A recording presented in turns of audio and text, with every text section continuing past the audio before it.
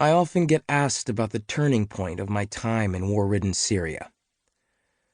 People expect that one dramatic story led to a complete shift, or even to an upheaval of my perspectives and circumstances. The truth of the matter is that the crisis steadily unfolded, layer by layer, revealing new complications and posing fresh difficulties across many areas.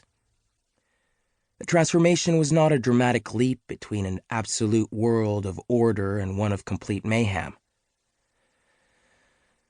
Looking back, I recall the accumulation of many small moments that represented a series of turning points, each changing a part of me in one way or another. Most of them represented first-time incidents for me.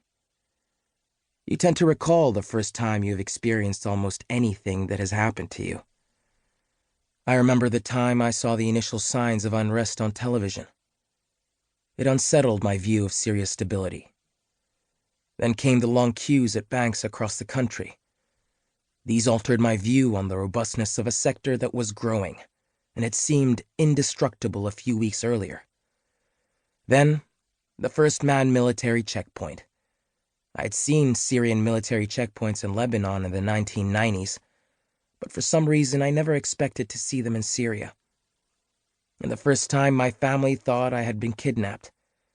I'd exceeded the limit on my internet data, so my SIM card was deactivated for an hour, during which my parents tried in vain to call me and assumed the worst had happened.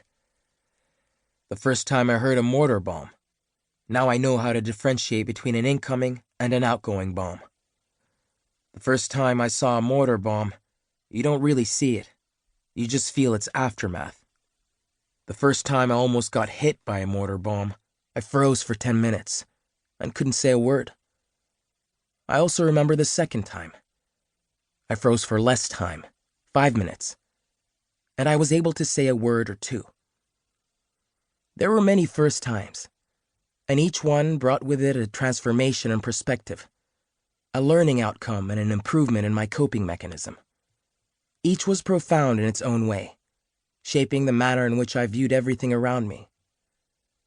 One very profound moment came in the summer of 2012, just over a year after the unrest had first started. The war now felt closer and more intimate in Damascus. A big bombing occurred in an upscale neighborhood of the city and ripped apart the headquarters where a meeting of senior military members was taking place. 4 of the most senior commanders, including the defense minister, died. This was the first major sign that the war had entered the heart of Damascus, and clearly signified that it was not coming to an end anytime soon. It had actually only just started. At that stage, both my parents and those of my fiancé left Damascus. My mother and sisters initially moved to Beirut, before joining my father in Kuwait. My soon-to-be in-laws left for Riyadh. In war, typically the elder ones stay and the younger ones flee to start new lives abroad. I had it the other way around. There was something that felt unnatural about living in my own city without my parents. My hometown was always synonymous with my family. It was I who used to leave the city, never my parents. I left to study in Beirut and later in Boston. I was a variable, but my hometown and family were a constant and were always linked together. So Damascus suddenly felt eerily different. The high point of the absurdity of this feeling came when I spent the first night of my life in a hotel in my own hometown. Kidnappings became more common that summer in Damascus, and living on my own meant that I was safest in a central hotel a stone's throw from the bank. I remember very well my first day at the hotel.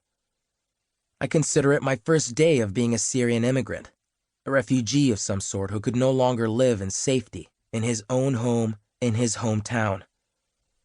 Check-ins are typically the least memorable moments of a hotel stay, but I could not forget this check-in, as it signified the beginning of a new relationship between me and my hometown. How could I spend a night at a hotel in my own city? Hotels are for when you travel. They are in faraway places that you are either there to explore for fun or to undertake some business in. You You should never have to spend a night in a hotel in the place where you live permanently, especially when your home is just a few kilometers away.